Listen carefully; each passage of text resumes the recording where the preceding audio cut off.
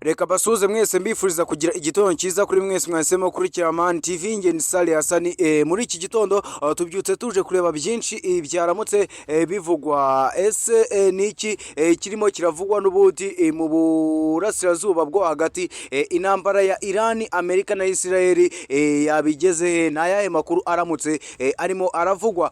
Rero tugiye kurebera hamwe byinshi cyane biramutse bivugwa, ariko by'umwihariko nyine ku mugabane w'Uburayi. Amerika yamaze kuba yaburira Iran ko twararika Amerika iri bwongereho kuyigaba ibitero. Ese Iran yo yabasubije iki? Niba ari ubwa mbere, nyamuneka kora subscribe kugira ngo inkuru n'ibiganiro tugutegurira bijye bikugeraho mu ba mbere. Gusa mbere yuko tugera kuri Iran na Amerika, reka babwire ko kuri ubu Korea ya Ruguru yamaze kurasa ballistic missile nyinshi zerekeza mu nyanja. Ese iyo nyanja ni iyahe? Reka tubirebe. Igihugu cya Korea ya Ruguru, North Korea, cyarashije misile nyinshi za ballistic zerekeza mu nyanja iri ku ruhande rwacyo rw'iburasirazuba. Aya makuru yatangajwe n'ibihugu bya Korea y'Epfo, South Korea ndetse n'igihugu cy'Ubuyapani. Ibi byabaye ku cyumweru mu gitondo saa 12:10 hafi y'umujyi wa Simpo uri ku nkombe z'inyanja ya Korea ya Ruguru. Ingabo za Korea y'Epfo zo zatangaje ko iyo ari inshuro ya karindwi Korea ya Ruguru irashe misile muri uyu mwaka, kandi ni inshuro ya kane ibikoze muri uku kwezi kwa kane gusa.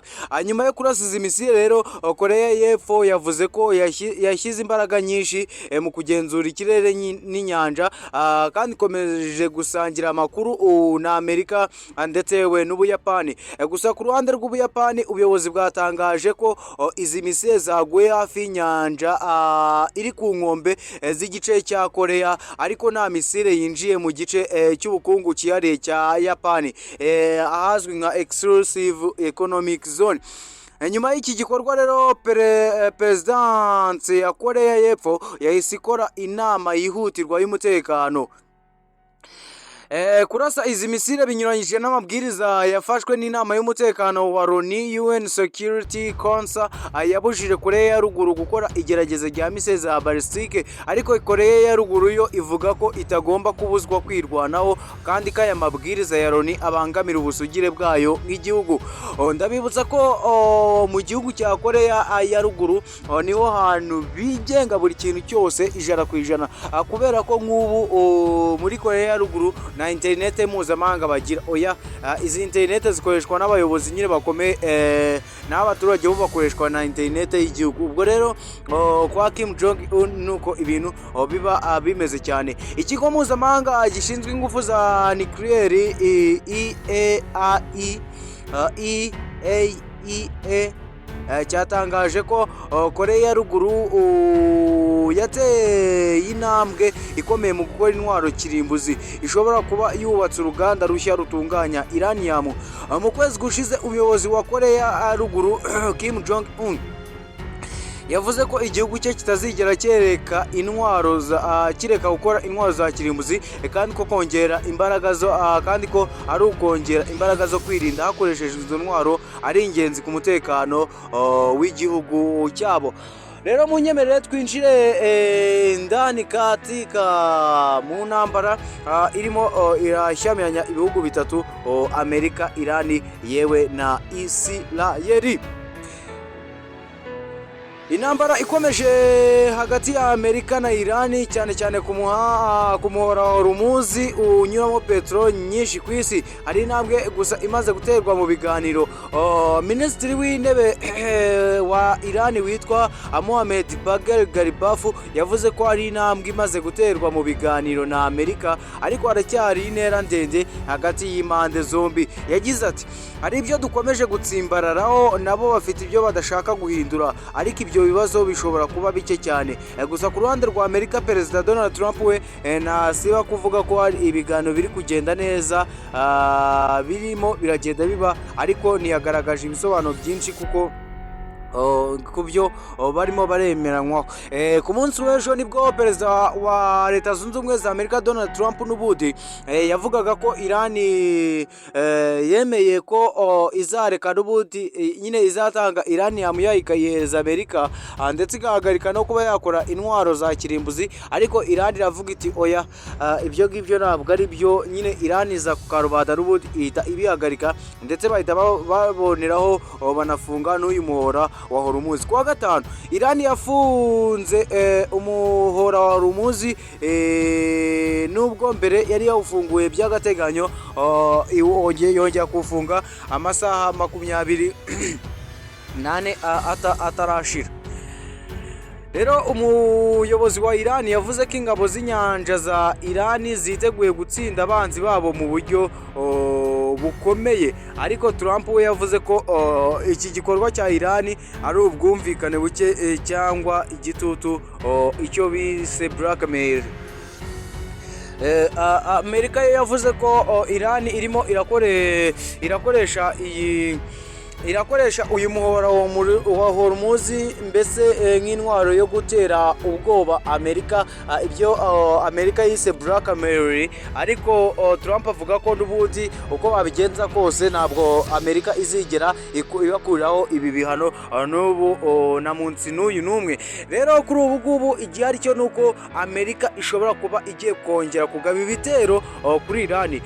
Trump yaburiye Iran ko niba nta masezerano arambye agezweho mbere yuko agahenge karangira kuwa gatatu, uyu munsi turi ku cyumweru, ejo kuwa mbere, kuwa kabiri, kuwa gatatu Amerika ishobora guhita yongera gutangira ibitero byo gutera ibisasu mu gihugu cya Iran. Amerika yo yasobanuye ko gufunga ibyambu bya Iran ari ingamba z'umutekano, kandi ko izakomeza gucunga amato yose mu nyanja. Ndabibutsa ko nubwo Iran yongeye gufunga uyu muhora wa hormuz, ariko ku rundi ruhande Amerika yo yari yateye intambwe ikomeye yo kuza n'ubundi gufunga ibyabo byose bya Iran. Rero hano Iran yafunguye umuhora wa hormuz igira ngo Amerika ikureho izi ngabo zayo, ariko noneho Amerika iravuga ati oya, n'ubundi zizakomeza kugumaho kurinda igihe n'ubundi twebwe tugire amasezerano tuyagezeho 100%. Mbese ibyo tubasabye byose mubyemeye, Iran yamuyiduhaye, gukora nuclear mubiretse, no gufasha imitwe y'iterabwoba itera muri Israel byose mubiretse. Izo nizo ngingo ubundi z'ingenzi ziri ku meza. Rero nyuma yuko uyu muhora wa hormuz wongeye gufungwa na Iran, hari amato bivugwa ko yaba yagabweho ibitero. Hari amakuru avuga ko nibura amato 2 yarashweho igihe yageragezaga kunyura muri hormuz. Igihugu cy'Ubuhinde cyahamagaje ambasaderi wa Iran kivuga ko amato 2 y'Ubuhinde yarashweho. Ibi byateje impungenge ku mutekano w'ubucuruzi bwo mu nyanja. Iyi ntambara ndabibutsa ko imaze ibyumweru 8, imaze guhitana ibihumbi byinshi by'abantu, kandi yanageze muri Liban aho Israel yagabye ibitero. Rero ingaruka zikomeye ni ibiciro bya peteroli byazamutse cyane, amato arenga amagana n'abasare hafi 20,000 nyine bagumye mu nyanja, ntabwo babona aho kuba banyura. Rero igihari ikiriho niki tugenda tunasoza dusoza iyi nkuru yacu yo muri iki gitondo, nuko ibyifuzo by'impande zombi n'ubundi byose birahurira ku ntwaro za nucleaire n'ubundi Iran igomba gukora. Mu biganiro byabereye muri Pakistan, Amerika yasabye Iran ko yahagarika ibikorwa bya kirimbuzi imyaka 20.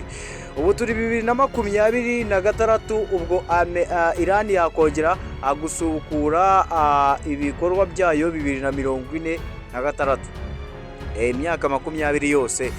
Gusa ku ruhande rwa Iran rwo rwasabye ko byibura uve ukuntu Iran igenda inumvikana, yahagarika ibikorwa bya kirimbuzi imyaka 3 kugeza kuri 5, ariko nta gihe cyagenwe cyo kongera ibiganiro. Impande zombi zivuga ko agomba kubanza nyine kumvikana ku murongo rusange.